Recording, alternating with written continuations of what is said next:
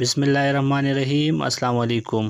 آج 30 مارچ 2020 کو سعودی عرب وزارت صحت نے کرونا کے 154 نئے کیسز ریکارڈ کیے، جس سے مریضوں کی کل تعداد 1453 ہو گئی۔